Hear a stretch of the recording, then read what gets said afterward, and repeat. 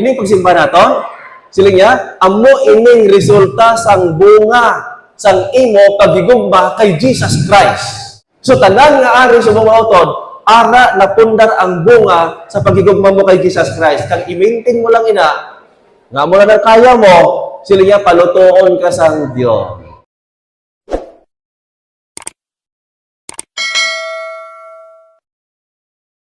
Yung atong leksyon nga sila the problem of evil.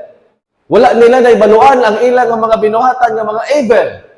Ang evil niya, mga malaot. Ang devil niya, si Taning. Okay. Focus na sa aton memory text. Makita siya sa Revelation chapter 21 verse 4 nga sila niya, and God will wipe away every tears. Sila niya, ang Diyos magapahid sang tagsa ka mga mata, ka mga luha. Ang pamangkot amo ni sa Revelation chapter 21 verse 4, sano ina matabo, pag sadin ina sa nasanto nga prophecy. Sa kapag pamisok punasan niya aton mata sang tagsa ka mga luha. Buot silingon, sina nga time ang mga kauturan maka-experience nga ang kabot ni Jesus Christ nag-agi sa imo mata, nga gintrapuan imo mata. Amo na nabot sa Revelation. Gina nga text sa Revelation, dito ina siya matabo after nga sila niya ginbanhaw ang mga tao nga mga balaan kag nag-isa sa mga buhi nga mga balaan nga nagatulok kay Jesus Christ sa kawaan sa langit. Kag sila niya sa pagtulok sa kawaan sa langit kasi Jesus Christ ara na nagapundo dira sa ibabaw, sila niya siya sang isa kapag pamisok, silyuhan niya ang tanan nga mga buhi. Upod itong gibanhaw. Pag silyo niya sa mga buhi, mga utod, makita mo dayon sila ni Ellen White ang dagway sang Diyos. Pagkakita mo sang dagway sang Diyos nga ara siya nagapoko sa iyang throne, kag nalibutan sang tanan nga angel, sila ni Ellen White, makita mo man ang tanan nga dagway sang angel. Lami na. Kaya ang imo mata mabalik ang ginatawag sa creation sa pattern ni Adan nga ginhamtang ni Jesus Christ nga mata, nga ang mata perfect, nga siling niya tayog-tayog ang imo pananawan after nga nabaton mo ang silyo sang Dios. Pero ang itsura siling niya amo lang gyapon. Ang mata lang ang ginbalik gitama katayog nga sa purpose mga utod amo ni nga agin balik ang mata kay siling niya sabniton kita sang tingog. Buot sa lingon, atong ginbanhaw nga mga patay, kag ang mga buhi nga nabtan sa sikan kaming, nag-isa, nakabaton silyo, isa kapag pamisok sang Diyos, sabniton kita sang tingog, kag mag-meet kay Jesus Christ, pag-meet natin kay Jesus Christ sa mga utod, sang harap-harapan, eyes to eyes siling niya, nakita natin ang dagway sang Diyos nga ang iyang pattern, ang aton nga dagway, halin siya nga pattern, nga siya nagatulo ang aton mga luha. So nagatulo ang aton nga luha, perfect aton mata, siling niya, ang Diyos nagsiling nga siling niya, God, and God will wipe away every tears from their eyes. Sinagid nga time, ang Diyos magpunas sa tagsa ka mga mata sa mga balaan nga mag-travel pa langit. Okay, balikan tang mata. Ano ang purpose nga ang mata nagbalik ang taba katayog kag perfect nga mata? Kay siling na Ellen White, samtang kita mag-travel na pabalik sa throne sa langit, ang tanan nga gintugas ang Dios nga million of galaxy.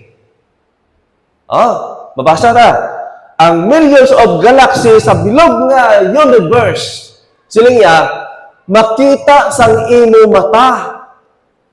Sa pagkatayog-tayog nga atong mga tinugas ang Diyos amo nang kadtuan sa tawagin province bakasyon 1,000 ka tuig. Dira pa lang sa pag-start mo travel palangit, sila nga makita mo na ang gintugas ang Diyos nga mga milyon. Sa science, 9 planet. Nadula pang isa, pila na lang 8 planet. Pero sila nga Ellen White, wala sang tao nga makaisip sang gintugas ang Diyos nga mga planet. Nga may mga Adan and Eve dito. Pagkantuan naton ina. Makita naton ang design. Kung amo na siyang natawag nga Jupiter, Seven Moon, ang Andromeda, no? Doon mo ng background ng balaan ko sa science. Mars. O, di ba? Mga utod, makita natin. Pag abot na sa langit, ang makakita sa anak, makakita sa God the Father. Amo to nga ang mata pala nga daan, gin putli na, gin purify na, para pag abot sa langit, kay sila nga ang power sa God the Father, mga utod, masunog ikaw kung hindi ka nga diri ma-purify. So, ang tanan nga takos na makatulog kay Jesus Christ, pag abot sa langit, takos mo ang magtulog sa God the Father. Amen! Ayan, amo na itong pagtuon. Balik kita sa leksyon ta. Isang to tini sa leksyon ta. Nga agin tay tulan siling nga ang mga malaot nga mga o kon mga evil. Sinuni damo biktima sa iglesia nga nagahimo sa mga evil. Before the close of provision, suktanay kita sa atubangan sang Dios. May mga utod siling nga magpamangkot nga Ginoo nga nga wala ko yan nakapasa. Kulang percentage ko sa time ng judgment. Nga hindi ko yan makaangkon sa the final lattering. Di ba? Sa iglesia, may promise ang last day event, nga ibubo ang the final lattering. May duha ka pamangkot, Brother Jen. Amo ni O. Brad, bisan malaot ang nahimo ko sa mo. Importante, arang gugma, arang bugay. Sanlas ang akong ginhawa, mangayo ko sa Diyos ang kapatawaran, mapatawad ako, tinlukan ako, maluwas ko. Amo ng doctrine subong nga ginahimo sa aton nga utod. Ibangga ta naman, amo ni. Ang isa naman niya kautod, paata idea ha, ang isa naman kautod, sugod pag-baptize, sugod pagbutwa niya sa tubig, naghimo siya sa pagkamatutong sa iglesia, wala lapas, nagasunod sa iglesia, wala gaya pagkuhod, ginapungka niya ako galingon, kag sanlas ang hininga niya, nakita ang natawag na bunga sa pagkamatutong. Di ba? Kag masanto ina isa sa prophecy nga sa ulihi nga adlaw kung mapatay ka, ang imo bunga mga utod sigurado may bunga ka, dalon ka sa langit. Ang mga buhi naman niya nga mga takpan sa kaluwasan may bunga, amo to siyang may promise nga the final lattering ka atong mga bunga amo tong panutuon. Karon kadto ta sa duwa ka tawo nga example. Ang lapas-lapas naga-pati siya. Nga kapag patawaron siya, kay sinis ang Biblia, wala sang sala nga hindi mapatawad. Tama? Karon, kay naghambal ang Biblia, nga wala sa sala nga hindi mapatawad, ang isa kautod nagdeklarar. Nga kung ginpatawad siya, mapalangit siya. Ang pamangkot, kung ako sinasulat ang pamangkot ko, muna diin mabasa.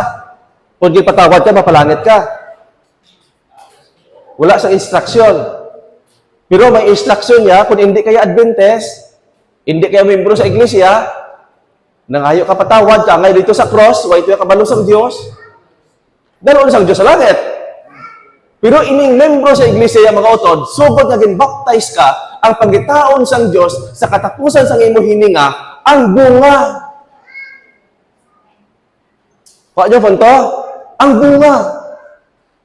Karon, masiling karon nga, Brad, paano to siya ang gintawag nga ang lapas-lapas, ginpatawad? Sanglas niya nga hininga, hindi itong palangit. Ang sabat amo ni. Absuelto lang siya sa inferno. Pero hindi siya makapalangit. Ang pabangkot, Brad, kung ako masunog, yes, masunog. Pero sila nga Ellen White, isang kipat lang. Gin-example niya sa pugon, nabasa ko. Sila nga example, isa kalugas ang pugon, nga tama kalaya. Ibutang mo sa kalayo, isang kipat lang, ang pugon automatic, abo. Sila nga, ang utod nga naghinonsol, nakahingagaw sa last day, sa the close of provision, sa iya nga binuhatan ang Abel, malaot iyang himuan, sila nga, sa katapusan, ginpatawad siya. Gintinluan siya. Galing, hindi siya pwede dalon sa langit kaya wala siya bunga. Ang ginhimo sa mga utod, absulto sa saklay sa inferno. Kay why siya kabatyag sang init, automatic, abo siya. Karon niya, ang aton nga mga utod, masiling nga, basta naghinulsol ka, natinluan ka, palangit ka. Daya na yung mga utod. Ang atong butso nga atong ninatunan, ang dalom na subong. Ang dalom niya. Butso lingon. Pangitaon sang Dios adlaw gab-i samtang gabugtaw ka ang natawag relasyon. Kapag ginakaptan mo sang maayo ang doctrine nga kaluwasan nga nabaton mo sang libre, pangitaon gina sang Ginoo ang relasyon mo sa balaan nga espiritu. Kapag napatay ka, kung wala ka ba napatay, natakpan ka sa kaluwasan, kaya una ba takot sa kaluwasan sa iglesia, mga utod, sila niya, ibo mo sa Diyos ang the final na terrain. Kag ang makadawat, no? Ang makadawat, makabaton, adto ang may bunga. Kay, Brad, amo niyo eh.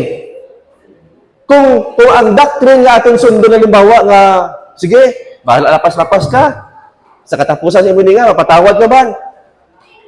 Do hindi man maayo, Brad, nga ang isaya kautod, pirtigid niya katutong. Tapos sa class na hininga, pareho mo siya ang palangit. Tani ang Diyos nagbalik na eh. Ginahulat sang Diyos mo, ginahulat sang Diyos nga i-exercise naton nga kita ang mag-provide sang bunga. Hindi ta kaya magpaluto, kundi ang balahan nga espiritu ang final natin ang magpaluto sina. Kita mo sa second coming, nagambal ang Diyos. Yari ako magabalik sa madali, kag magadala ako sa garab. But sa ligon, garab. Kay siya akong gutrabon ang mga tunglay. Antes nagtunglay, antes na luto na, ginbubuan ina sang Diyos sang dapay na latering. Okay? Ang pagkot, Brad, paano namon, Brad, mahimo nga ma-maintain nga kami sa uling adlaw, madeklarar na may bunga. Importante ang bunga sa balaan nga espiritu. But sila ko na muna yung mga utod. Magkaroon ka ng bunga, basta number 1 sila niya, kabalo ka mag-away sa imo kaugalingon. Kanami tani akigan sister sa Muntina, punggan ko lang sis, happy sabat sis. Pero hindi tulo ko. But sila ko, ginaaway mo, imo kaugalingon. Pero kung may kapag-away, ay, ano, akigan mo na yun. Pero galing kay gusto mo nga ginapunggan mo, pagkasunod ka sa badog, kita ka mo, ayo, ay lang gapon. Away mo eh. Dira ginalantaw sa Dios nga ginatipigan mong imo pagtuo kay hindi ka makapasakit sa isa. Kaya nga nakita mo naman nga maka-adjust ka naman sa uling adlaw. Pero kung ginpaguan mo na sa sang istorya, hasta san-o, gapabili na siyang lain nga istorya. Di ba? Karon, point na. Ang pagpaubos pagin mga utod, ang pagpadayon sa pagsimba sa Ginoo nga wala pagreklamo. Amo na. Huwag pagreklamo. Bot silingon. Huwag pagreklamo. Pwede kaya ka-reklamo nga, Brad. Hindi ko kaya yan magkanta. O pwede kaya ka-reklamo. Brad, hindi ko yan magwali. Pwede ka ka-reklamo. Pero inang reklamo nga mo na ano nga Sabado naman sunod. Ano mga kapoy manira alagad. Amo na yung reklamo nga bot silingon dira. Okay. Mga utod, kapag ginahimo mo ang pag-maintain, tamis nga relasyon sa iglesia, sa kauturan, sa balaan nga espiritu, nagapundar dira ang bunga. Bunga sa pagkamatutong. Kag ining pagsimba naton, para klaro, ining pagsimba naton, sila niya, amo ining resulta sang bunga, sang imo pagigugma kay Jesus Christ. Amo ni, bulahan karon ang tanan nga utod nga ari nagapungko, ari sa Sabado. Kay siling niya, amo ini ang resulta sang bunga sang imo pagigugma kay Jesus Christ. So tanan nga ari sa mga utod, ara napundar ang bunga sa pagigugma mo kay Jesus Christ. Kag i-maintain mo lang ina, nga mo na kaya mo, siling niya palutoon ka sang Dios. Ayan. May dugang ka? Sige, maayo. Ang idugang ko, kung wala ang balang espiritu, hindi ka makabuhat sa maayo. Kung nakabuhat man ka sa maayo, kung sila doon ang balang espiritu, yara sa aton. Pareho lang sabihin mo, kasi gamit ang mautod. Kung hindi kita makakunik sa balang espiritu, sa aton manunugos, wala kasiga. Hindi kita makasiling ako, paya ko, magpatutok ko. Pero kung wala ang balaan ng espiritu, wala ginayasiga. Pero kung balaan ng espiritu, gasiga. Gasiga. Ara siya. Gasiga. Okay. Wala ako. Baka very good man nga bay. May example gid saya Mga utod amo ni. No? Sa totoo lang mga utod, nabalaan ni Satanas kung ikaw gasiga o kung waay. So mga utod, thank you guys sa inyo pag-participate. Ako nakabalong may mga idea kita nakuha. Kaya sigurado ang aton mga subong masiga na. Amen. Katapusan na nga mga inadlaw subong dapat i-maintain ta na ini nga mga pag-alagad sa Ginoo.